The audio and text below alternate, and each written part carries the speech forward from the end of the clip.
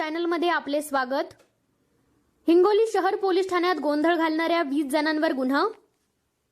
हिंगोली शहर पोलीस ठाण्यात गोंधळ घालणाऱ्या 20 जणांवर गुरुवारी पहाटे गुन्हा दाखल झाला असून या प्रकरणात आता सीसीटीव्ही फुटेजवरून इतर आरोपींची ओळख पटविण्याचे प्रयत्न पोलिसांनी सुरू केले आहेत। अजम कॉलनी भागात बुधवारी रात्री 11 वाजण्याच्या सुमारास 2 गटात वादाला तोंड फुटले होते। त्यामुळे 2 गट तयार होऊन परिस्थिती गंभीर झाली होती। निवडणुकीच्या कारणावरून हा वाद झाल्याचे बोलले जात आहे। त्यानंतर दोन्ही गट पोलीस ठाण्यात गुन्हा दाखल करण्यासाठी आले असता पोलीस ठाण्यातही शाब्दिक बाचाबाची आणि गोंधळ सुरू झाला होता। जमावाने आरडाओरड सुरू केली। यावेळी पोलीस निरीक्षक संदीप मोदे, सहाय्यक निरीक्षक आनंद बनसोडे, जमादार अशोक धामणे, संजय मार्के, शेख मुजीब, संतोष करे, गणेश लेकुरे यांनी तातडीने परिस्थिती नियंत्रणात आणली आणि गोंधळ कमी केला। पोलिसांनी परिस्थितीचे गांभीर्य ओळखून जमावाला पांगविले आणि शहरातून गस्त सुरू केली। तसेच आझम कॉलनीत पोलीस बंदोबस्त तैनात करण्यात आला।